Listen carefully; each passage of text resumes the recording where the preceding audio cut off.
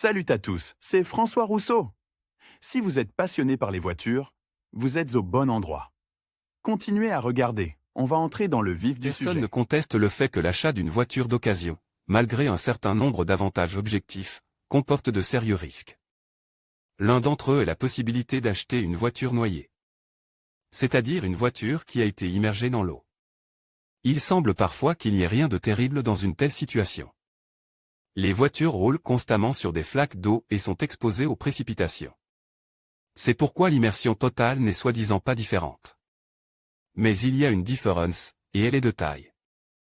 En mode de fonctionnement normal, malgré les précipitations et les flaques d'eau, la voiture n'est pas complètement mouillée. L'eau n'atteint pas les endroits où il est contre-indiqué de manger. Si la machine est complètement immergée, l'eau pénétrait partout. Cela affecte considérablement son état technique, ainsi que l'état du métal de la carrosserie elle-même. L'achat d'une telle voiture est associé à de graves dangers pour l'avenir.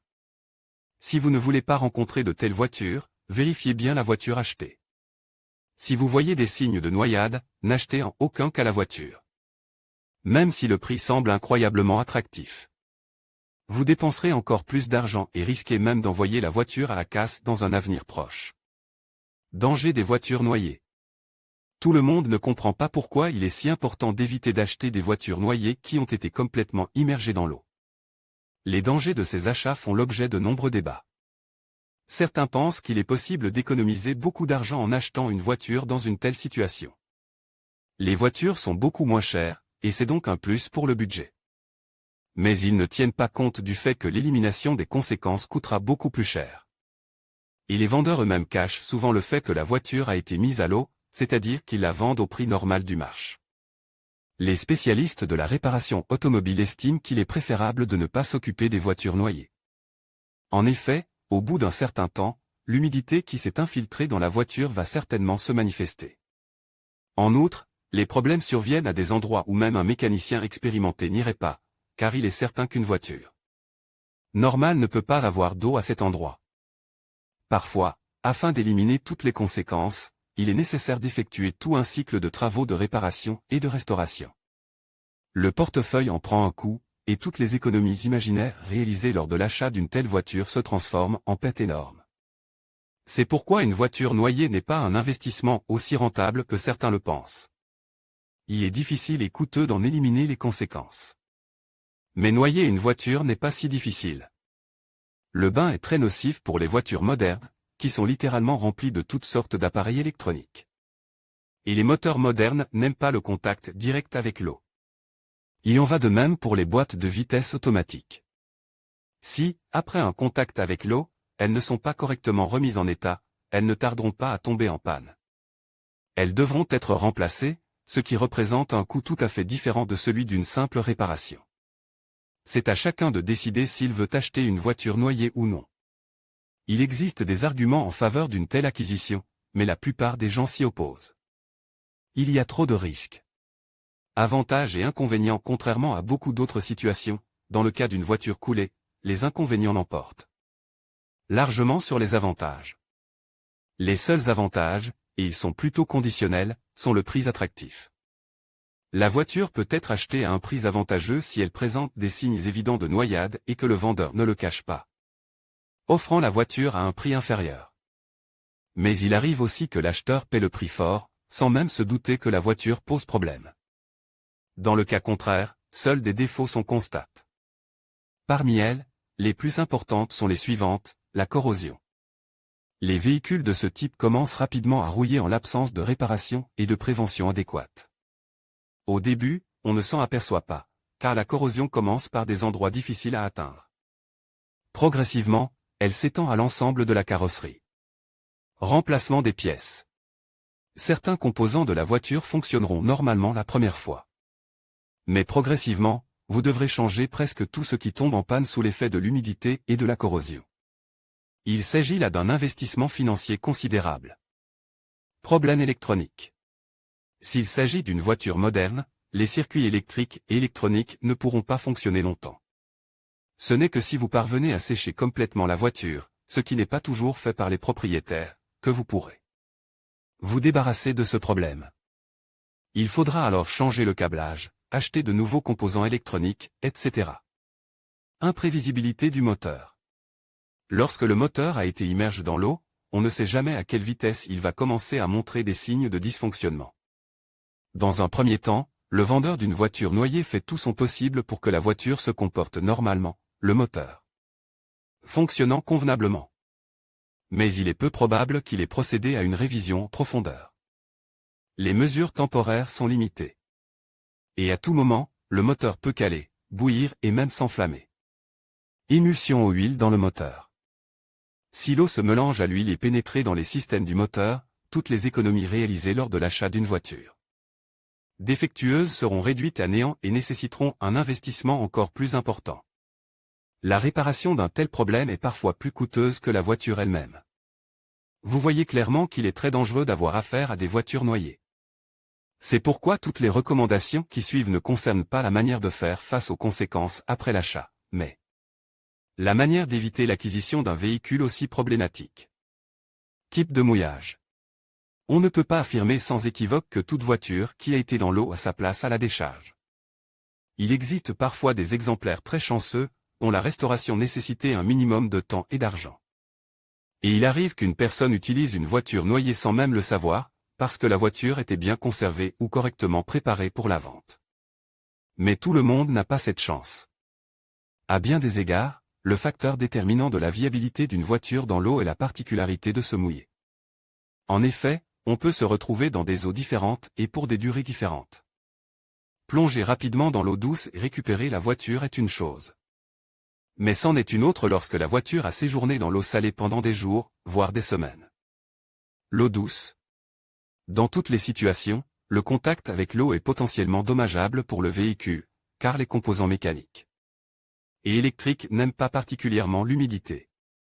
Mais l'eau douce est considérée comme la plus sûre, car elle n'interagit pas aussi intensément avec le métal et d'autres matériaux. C'est pourquoi il est beaucoup plus facile de sécher et de restaurer des voitures qui ont été en contact avec de l'eau douce sans que leurs caractéristiques opérationnelles et techniques ne soient gravement affectées, l'eau salée. Elle est au moins 2 fois plus dangereuse que l'eau douce. La combinaison du sel et de l'eau crée un mélange extrêmement dangereux et caustique, qui détruit activement et rapidement le métal, provoque la corrosion et cause de graves dommages. Une telle voiture doit être traitée avec le plus grand soin, car l'humidité et le sel peuvent facilement entraîner des pannes globales, dont la réparation nécessitera beaucoup d'argent. Il est plus facile d'acheter une nouvelle voiture, la pureté de l'eau. Un autre facteur important. Une eau propre et fraîche est la condition la plus favorable parmi toutes celles dans lesquelles tombent les voitures noyées. Après un tel événement, il n'est même pas nécessaire de vendre la voiture. En revanche, l'eau sale, combinée au sel, est une combinaison fatale. Vous devrez non seulement vous débarrasser du sel et de la rouille, mais aussi nettoyer le marais dans les endroits difficiles d'accès. Cela multiplie par plusieurs fois le coût du travail à l'atelier de réparation automobile, l'étendue de l'humidité. La voiture peut être mouillée simplement à cause de flaques d'eau profonde, de fortes pluies ou d'obstacles d'eau force. Souvent, après un tel mouillage, il ne reste pratiquement aucune trace, car seules les zones qui, en principe, ne sont pas trop sensibles à l'eau sont touchées. Les véhicules noyés sont ceux qui ont été complètement submergés. Presque tout ce qui se trouve dans le véhicule est alors complètement mouillé. Il n'est pas recommandé de s'occuper de telles voitures, le temps. Le temps que la voiture passe sous l'eau joue également un rôle important. S'il s'agit de quelques minutes dans une eau claire et non salée, il n'y a pas de problème. Il est difficile de qualifier une telle voiture de noyée. Il suffit de tout sécher rapidement et qualitativement, de changer les filtres et la graisse. Si la voiture reste sous l'eau pendant plusieurs jours, le séchage et le remplacement des consommables ne permettront pas d'économiser de l'argent. Tout le monde n'a pas envie de perdre de l'argent en se contentant de demander une indemnisation à l'assurance ou de mettre la voiture à la casse. En fin de compte, la voiture noyée est mise en vente et c'est un acheteur inattentif qui l'emporte. Seules quelques personnes admettent que la voiture était sous l'eau. Dans ce cas, la destruction peut être catastrophique, et les conséquences ne tardent pas à se manifester. Lire aussi, comment utiliser un feu de freinage anti-brouillard laser pour voiture. Personne ne vous oblige à acheter une voiture qui a été immergée ne serait-ce que quelques minutes. Parfois, cela suffit pour entraîner des réparations coûteuses et des visites constantes à l'atelier de réparation automobile en raison Des effets récurrents de la baignade. Les acheteurs sur le marché secondaire doivent connaître les signes de la noyade, afin de ne pas se retrouver face à des véhicules problématiques. Signes caractéristiques. Vous ne devez pas penser qu'il est impossible de trouver par vous-même comment identifier correctement une voiture noyée. La tâche n'est pas aussi difficile qu'il n'y paraît au premier abord. Les acheteurs potentiels doivent être plus attentifs, regarder certains détails et bagatelles, qui peuvent parfois révéler le problème. Soigneusement caché par le vendeur. En général, il y a plusieurs points principaux auxquels il faut prêter attention: le coût, les odeurs, la condensation, l'espace. Sous le capot, la rouille, les pièces neuves, la vitesse de fonctionnement, le comportement du vendeur. Il convient à présent d'aborder chaque point séparément, afin d'apporter une certaine clarté dans la résolution du problème qui s'y pose.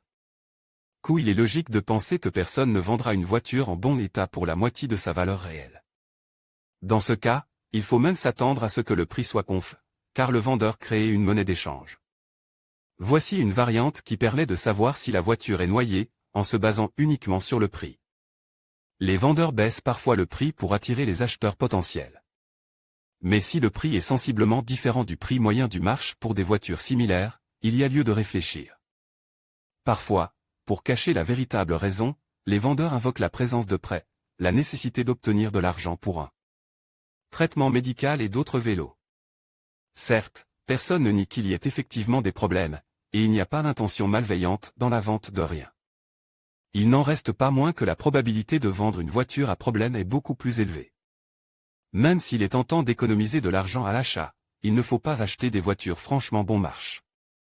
Si vous vous retrouvez avec une voiture noyée, vous dépenserez beaucoup plus d'argent en réparation et en restauration que vous en aurez économisé. Odeur. Cela peut paraître étrange, mais lors de l'inspection de l'intérieur, veillez à sentir les odeurs présentes. Lorsque la voiture reste longtemps dans l'eau, et surtout dans l'eau sale, l'intérieur s'imprègne d'une odeur caractéristique d'humidité et de marécage. Même un séchage très pousse ne permet pas de l'éliminer complètement. Le vendeur lui-même sait bien qu'une voiture noyée se reconnaît à son odeur. Et comme l'acheteur peut savoir comment distinguer une voiture noyée, il essaie d'utiliser toutes les possibilités pour masquer l'odeur de marécage. Diverses méthodes sont utilisées à cette fin, des quantités abondantes de désodorisants. Il est toujours possible de comprendre que le désodorisant intérieur a été vaporisé juste avant l'arrivée d'un acheteur potentiel. L'odeur sera concentrée, et il ne sera certainement pas possible de renifler un noyer, l'utilisation d'arômes orientaux épices. Il masque parfaitement les odeurs étrangères et se mélange à elles. Par conséquent, on ne sait pas très bien où se trouve l'épicé et où se trouve l'odeur du marais. Les liquides à forte odeur, prétendument accidentels, sont nombreux. Dans un salon, un vendeur peut verser un récipient d'acétone, d'essence ou d'une autre substance très odorante et dire qu'il l'a fait par inadvertance. En réalité, il ne s'agit que de masquer la véritable odeur du salon. Outre l'habitacle, n'oubliez pas de jeter un coup d'œil dans le compartiment à bagages. Souvent, des vendeurs peu scrupuleux oublient que le coffre conserve également une odeur de marécage et que tous les parfums ont été dépensés à l'intérieur. La condensation. Il existe un autre moyen d'identifier soi-même une voiture enfoncée. Pour ce faire, vous devez rechercher des signes de condensation, ainsi que des signes d'assèchement de l'intérieur. Pour cela, il suffit de savoir exactement où regarder et à quoi prêter attention. Brumisation sur les optiques, les feux de freinage et d'autres surfaces. Il est difficile d'éliminer toute l'humidité de la voiture. Surtout dans les endroits difficiles d'accès. C'est pourquoi l'un des principaux signes d'une voiture noyée est la présence de condensation à l'intérieur du boîtier des phares et des optiques avant et arrière. Pour masquer ce phénomène, les phares sont souvent changés. Mais le pare-choc n'est pas touche. Il est assez étrange de voir des phares neufs avec un pare-choc tout à fait ancien. Condensation à l'intérieur de la voiture. Examinez l'état du tableau de bord, les rainures derrière le pédalier, sous le plancher, les tapis, entre les sièges. Si la voiture a été séchée normalement et qu'elle n'a pas coulé, il n'y a plus d'humidité dans ces endroits. Les chaises. Ayez le culot de demander à enlever les housses pour évaluer l'état du tissu des sièges. Un intérieur en tissu laisse des traces et des marques après le séchage. Si une voiture dont l'intérieur est en cuir a été noyée, le matériau devient cassant et rigide. Cuisinière avec les fenêtres bien fermées. Il s'agit d'un mini-test pour répondre à votre question de savoir si vous êtes en train de vous noyer ou non. Il faut fermer toutes les fenêtres et les portes, puis allumer le chauffage. S'il s'agit d'une voiture noyée, les vitres et le tableau de bord commenceront à s'embuer en raison de l'excès d'humidité. Joints des portes et du coffre à bagages. Vérifiez également tous les joints et assurez-vous qu'il n'y a pas d'humidité. Si c'est le cas, vous êtes probablement en présence d'une voiture à problème. Il est très difficile de se débarrasser de toute l'humidité qui a pénétré dans la voiture à la suite d'une infiltration d'eau. Cela demande beaucoup d'efforts, de temps et d'argent. Le propriétaire d'une voiture noyée n'est pas toujours prêt à faire de tels sacrifices, car il vendra de toute façon sa voiture. Les acheteurs ont donc une réelle opportunité d'éviter d'acheter une voiture aussi problématique, en remarquant juste à temps la présence d'un excès d'humidité. Lire aussi, comment vérifier la capacité de la batterie d'une voiture. Sous le capot, j'aimerais savoir comment vous pouvez déterminer de manière indépendante que la voiture qui vous précédait est noyée. Si l'intérieur est propre, bien range, ne présente pas de stries et autres traces caractéristiques d'un véhicule noyé. La question est pertinente, car de telles situations se produisent. Certains propriétaires de voitures noyées sont vraiment prêts à consacrer du temps et des efforts à l'élimination de toutes les traces dans l'habitacle. Mais tout le monde n'a pas la force et les ressources nécessaires pour restaurer le moteur après un long séjour sous l'eau. Par conséquent, l'habitacle ne présente aucun signe de noyade. L'étape suivante consiste donc à étudier l'état de la centrale électrique. Après avoir ouvert le capot, il convient d'être attentif à plusieurs points, un moteur parfaitement propre. Le moteur est conçu de telle sorte qu'il ne peut rester longtemps dans un état de propreté parfaite. S'il a été nettoyé juste avant votre visite, il n'y a qu'une seule raison. Il s'agit d'une tentative de cacher quelque chose, les bosses sur le quart avant qui relient les longerons de la voiture. Elles peuvent présenter des traces de tourbe séchée, de sable, d'argile et de terre, l'écaillage des surfaces métalliques. Elles se caractérisent par une couleur verdâtre, ce qui est mauvais signe, résidus blancs sur les surfaces en aluminium. Cela indique que la voiture a séjourné dans de l'eau salée. Après séchage, le sel est devenu blanc et il en reste des traces sous le capot. Le moteur peut également trahir le vendeur. Dans ce cas, une procédure très complète et assez coûteuse est nécessaire pour remettre le moteur dans son état de fonctionnement normal après le bain. Rouille. Personne ne conteste le fait que, progressivement, certains éléments de la voiture commencent à rouiller. C'est un signe caractéristique de l'usure naturelle du métal, et il n'y a rien de terrible à cela. Mais il y a des zones qui ne sont pas prévues pour le contact avec l'eau en raison des caractéristiques de conception de la voiture. C'est pourquoi le constructeur n'utilise pas de revêtement anticorrosion, ou alors il en recouvre littéralement une petite couche. Dans un but purement préventif. S'il y a de la rouille à cet endroit, c'est que le contact avec l'eau a été long. Ces éléments sont les suivants: le métal des composants du tableau de bord, les fixations des sièges, le compartiment à bagages, le métal sous le revêtement intérieur. Si vous trouvez des traces de rouille à cet endroit, vous ne vous en rendrez pas compte avant longtemps. Vous avez devant vous un homme noyé, il est fortement déconseillé d'entrer en contact avec lui. Vitesse de travail: si la machine a été immergée, la probabilité d'endommager l'électronique et l'électricité est très élevée. Et il n'est pas nécessaire qu'il tombe complètement en panne. Parfois, les systèmes fonctionnent lentement ou se bloquent. Les systèmes suivants doivent être contrôle frein, essuie-glace, allumage, clignotant, direction, serrure, lève-vitres, éclairage intérieur, phare avant, les optiques arrière, etc. Si quelque chose fonctionne lentement, se bloque, ne s'allume pas du premier coup, vous voulez probablement vendre une voiture noyée. Vous devez refuser catégoriquement une telle offre. Pièce neuve: certains dégâts causés par l'eau sont trop graves et trop évidents. C'est pourquoi le vendeur tente de dissimuler les signes en remplaçant certaines pièces avant la vente. Les signes les plus alarmants d'une voiture noyée sont remplace, les phares, feux de stationnement, tableau de bord, les housses, sièges, filtre à air, filtre à huile, composants du système de freinage, l'huile.